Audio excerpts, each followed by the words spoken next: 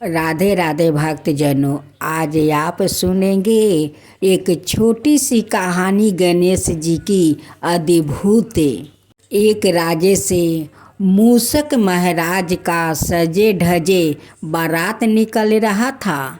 उसी समय ब्राह्मण देव वो शादी कराने कैलाश पर्वत जा रहे थे। ओ मूषक महाराज का बारात देखकर ब्राह्मण देव कहने लगे कि हे मूषक महाराज, ये बारात कहाँ जाएगा। मूषक महाराज कहते हैं कि आज कैलाश पर्वत पर गणेश जी का विवाह है, हम लोग वहीं पर बारात लेकर जा रहे हैं। ब्राह्मण देव कहते हैं कि हे मूषक महाराज, मैं भी तो वही कैलाश पर जा रहा हूँ गणेश का शादी में। ब्राह्मण देव सोचने लगे कि क्यों ना ये मूषक महाराज के साथ मैं भी बारात के साथ जाऊँ तो और मेरा मान बढ़ जाएगा। जब कैलाश पर्वत पर ब्राह्मण देव मूषक का बारात के साथ पहुंचते हैं, वहाँ पर देखते हैं कि पहले से ही वहाँ पर बारात आ चुका है और गणेश जी का विवाह शुरू हो गया है। वहाँ पर एक ब्राह्मण पहले से गणेश जी को शादी करवा रहे हैं।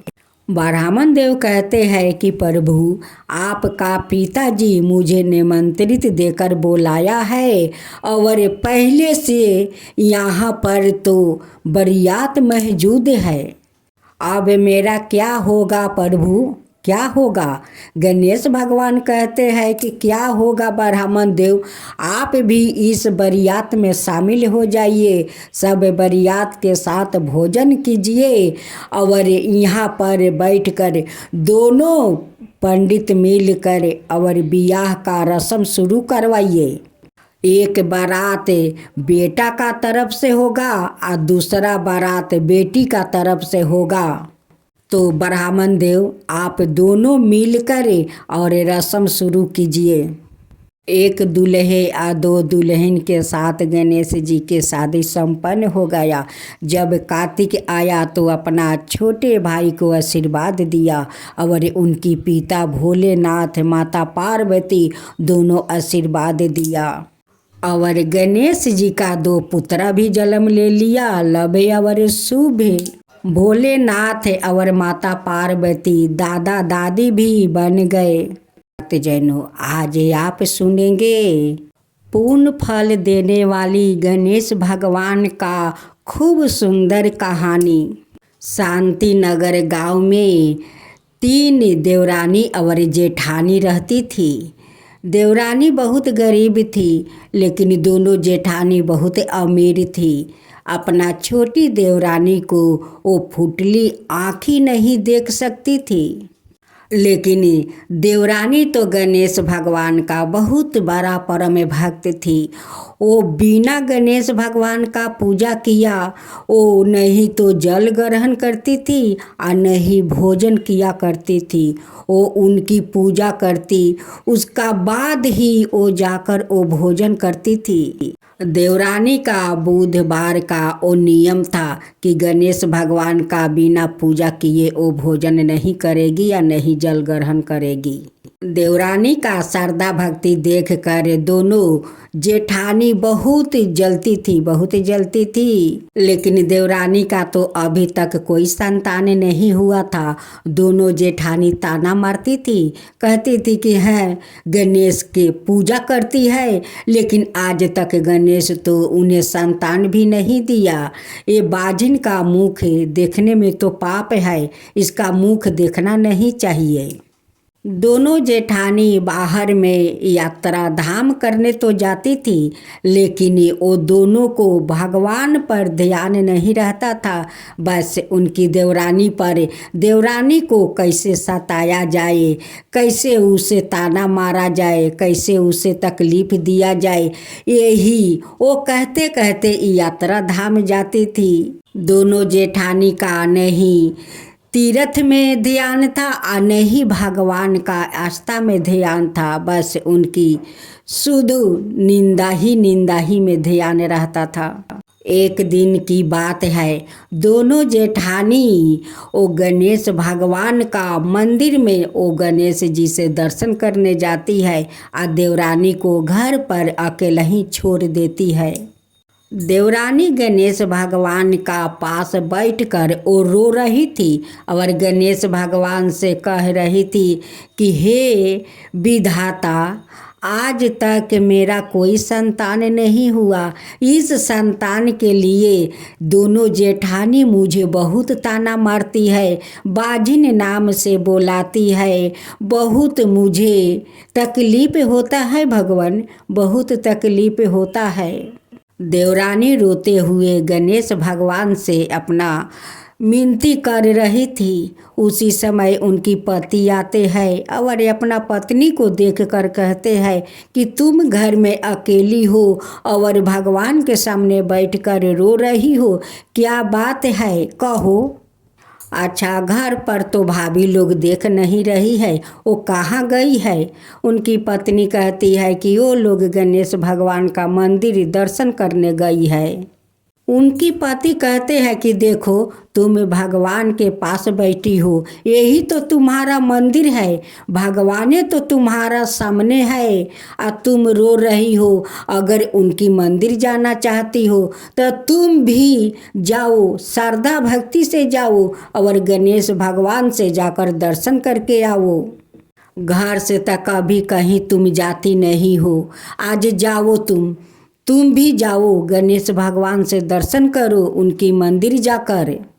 छोटी देवरानी अपना पति के कहे अनुसार एक थाला में फूल मोदक सब कुछ सजा लेती है और चल पड़ती है गणेश का मंदिर। वो जाते जाते रास्ते में बहुत धूप था। एक गाछ था, उस गाछ के पास एक बूढ़ा बाबा बैठे थे। छोटी बहू उस बाबा के पास जाती है और कहती है कि बाबा, आप धूप में क्यों बैठे हैं, आप छाया में बैठिए। बाबा कहते हैं कि बेटी, मैं उठ नहीं सकती, मैं बहुत कमज़ोर हूँ, उसलिए देखो इस धूप में पड़ी रही हूँ। बहुत लोग आते जाते हैं लेकिन मुझे छूता तक नहीं है कि ये बूढ़ा का शरीर से कितना बदबू निकलता है। और तुम बेटी मेरे पास आकर और मेरे शरीर का धूल झाड़ रही हो। छोटी बहू कहती है कि बाबा, आप जैसे मनुष्य को सेवा करने में मुझे बहुत अच्छा लगता है, मुझे बहुत आनंद मिलता है। बाबा कहते हैं कि बेटी, तुम्हारा तो मन बहुत पुलिसकार है, गंगा जैसे वो पुलिसकार है बेटी। तुम बहुत भोली भाली हो बेटी, तुम बहुत सीधा सादी हो बेटी, तुम्हारा मन में कोई कपट नहीं है, तुम्हारा तो मन बहुत साफा है बेटी, साफा है। ओ ये बात सुनकर ओ छोटी बहू रोने लगती है। बाबा कहते हैं कि बेटी, आँख के आंसू पोछ मत रो, तू मत रो। अपना आँख के आंसू पोंछ लेती है और बाबा से कहती है कि बाबा, आप तो इस धूप में बैठे बैठे आपको शरीर भी गर्म हो गया है और आपका भूख भी लगा होगा, तो मैं पूजा करने गणेश जी का मंदिर में जा रही हूँ।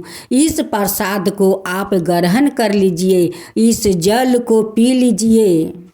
बाबा कहते हैं कि बेटी, मुझे ये प्रसाद खिला देती हो, पानी पिला देती हो तो मंदिर क्या लेकर जाओगी। और छोटी बहू कहती है कि बाबा, आप मेरे लिए गणेश भगवान है, आपको ही इस प्रसाद को ग्रहण कराऊंगी, पानी पियाऊंगी तो समझ जाऊंगी कि मैं गणेश भगवान को पूजा कर लिया है।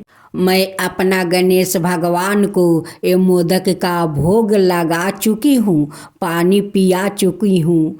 बाबा, मैं यही समझूंगी, आप इस प्रसाद को ग्रहण कीजिए बाबा, ग्रहण कीजिए। बाबा खुशी खुशी उस मोदक को खाते हैं, पानी पीते हैं। वही तो साक्षात गणेश भगवान थे।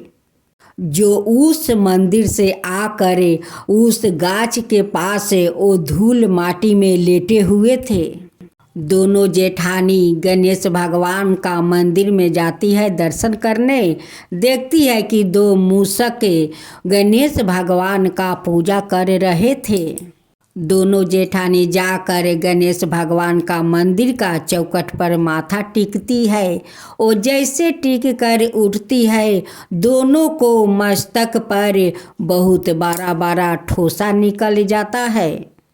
आप लोग जानते हैं कि दोनों जेठानी का सिर पर क्यों ठोसा फोड़ा निकला? क्योंकि दोनों जेठानी तो देवरानी और गणेश भगवान का वो निंदा करते करते उस मंदिर तर जाती है। तो भगवान तो सब सुनते हैं, भगवान तो अंधे नहीं है, वो सब देखते हैं, सब सुनते हैं कि क्या बोलता है नहीं बोलता है। भगवान के पास वो आवाज़ चल जाता है। भगवान से कुछ भी नहीं छुपता है भक्तजनों, कुछ भी नहीं छुपता है। वो सब जान लेते हैं, वो आदमी का मन का बात भी जान लेते हैं कि वो मन में क्या बोल रही है, वो सारे बात जान लेते हैं। भगवान तो अगम जानी है। इधर गणेश भगवान उस छोटी बहू पर चमत्कार कर देते हैं। एक चुटकी भभूत उठा कर देते हैं और कहते हैं कि बेटी इस धूल को समझो तो अमृत और नहीं समझो तो मीठी। इस चाहो तो खा लो और चाहो तो फेंक दो। और जो आंचल से तुम मेरे शरीर का धूल झारी है, उस आंचल को कहीं मत झरना, वो घर के अंदर लेकर झारना बेटी। कह करे ओ भेष रूपी गणेश भगवान अंतर ध्यान हो जाते हैं और छोटी बहू धन्य हो जाती है। साक्षात गणेश भगवान को वो बूढ़ा रूप में दर्शन कर लेती है। अपना हाथ से वो भोग लगा देती है, पानी पिला देती है। तो वो तो साक्षात गणेश भगवान को दर्शन भी कर ली, अपना हाथ से भोग भी खिला दी, पानी भी पिला दी। घर आकर उस भभूत को खा लेती है और आंचल को अपना घर में झाड़ देती है। वो जितने झाड़ती है उतने उस आंचल से हीरा मोती मोहर बरसता है, क्योंकि वो सारे धूल तो वो गणेश भगवान का शरीर से उनकी आंचल में पोछा हुआ था। गणेश भगवान का शरीर का धूल वो सारे उनकी आंचल में रह गया था। छोटी बहू का तो रास्ते में गणेश भगवान का दर्शन भी हो गया और घर आकर बेचारी वो धन्य हो गई। जब दोनों जेठानी आकर देखती है कि छोटी देवरानी का घर इतना हीरा मोती से क्यों चकमका रहे हैं, ये कहाँ से राताराती इनकी घर में इतना हीरा मोती आ गया। ये तो देखते हैं कि ये गर्भवती है, ये सब कैसे चमत्कार हो गया। चलो हम लोग देवरानी से पूछते हैं। दोनों जेठानी देवरानी से पूछती है, कहती है कि देवरानी ये सब तेरा साथ कैसे चमत्कार हो गया। अब देवरानी कहती है कि आप लोग तो मुझे छोड़कर मंदिर चली गई। मेरे पति आया और मुझसे बोला कि तुम भी जाओ गणेश भगवान का मंदिर से दर्शन करके आओ। मैं जा ही रही थी गणेश भगवान का मंदिर दर्शन करने, लेकिन गणेश भगवान तो मुझे रास्ते में मिल गए और उससे मैं पूजा किया, उन्हें भोग लगाया, उन्हें पानी पिलाया। बस इस सारे सेवा का फल गणेश भगवान मुझे दे दिया। आज देखो तुम लोग के सामने है। दोनों जेठानी देवरानी से माफ़ी मांगती है, कहती है कि देवरानी मुझे माफ़ कर दे, तेरे साथ हम लोग बहुत गलत व्यवहार करती हूँ, बहुत दुख तकलीफ़ देती हूँ, तुझे जहाँ जाती हूँ वहाँ छोड़ कर चली जाती हूँ, तुझे अपना साथ नहीं ले जाते। आज आज देख उसका फल मुझे क्या मिला है। जब हम लोग गणेश भगवान का मंदिर पर जाकर उनकी चौखट पर माथा टीका तो देख हम दोनों को सर पर देख कितना बारा बारा फोड़ा निकल गया है। तू रास्ते में जाकर गणेश भगवान का दर्शन कर लिया। गणेश भगवान तुझ पर इतना बारा कृपा कर दिया। हम दोनों तो पापी है देवरानी, पापी है, तू मुझे माफ़ कर दे। देवरानी कहती है कि देखिए जेठानी, हम कोई भगवान तो नहीं है कि हम आप लोग के माफ़ कर दे। हम तो माफ़ कर दिया है। आप लोग का माफ़ी मांगना है तो आप गणेश भगवान से माफ़ी मांगिए। वो तो विघ्न हारता है, सारे लोग को दुख तकलीफ हर लेते हैं। दोनों जेठानी जाती है और उनकी गणेश भगवान के सामने माथा टेकती है, माफ़ी मांगती है कि हे गणेश भगवान मुझे माफ़ कर दीजिए। हम लोग अगमजानी है, हम लोग पापी है, हम पापी को माफ़ कर दीजिए। अब हम लोग देवरानी के जैसे आपको सेवा करेंगे, पूजा करेंगे, श्रद्धा भक्ति से करेंगे। गणेश भगवान आपको आरती करेंगे। हम दोनों को माफ़ कर दीजिए, माफ़ कर दीजिए, हे भगवान माफ़ कर दीजिए। गणेश भगवान दोनों को श्रद्धा भक्ति देखकर दोनों को माफ़ कर देते हैं। कुछ दिन के बाद देवरानी का खूब सुंदर बेटा को जन्म देती है। घर में धूमधाम से उत्साह मनाते हैं। बहुत श्रद्धा भक्ति से गरीबों में वो लोग दान करते हैं और तीनों देवरानी जेठानी मिलकर गणेश भगवान का और धूमधाम से पूजा पाठ करने लगती है, आरती करती है। बहुत श्रद्धा भक्ति से उनकी पूजा करती है और तीनों मिलजुल कर बड़े प्रेम से रहने लगी। तो हे गणेश भगवान, सभी को उस बहू को जो दिया वैसा ही सबको देना। जो आपका एक कहानी कहे, जो सुने, जो हुंकार भरे, उन सब का ऊपर कृपा करना। हे गणेश भगवान, सबका ऊपर कृपा करना।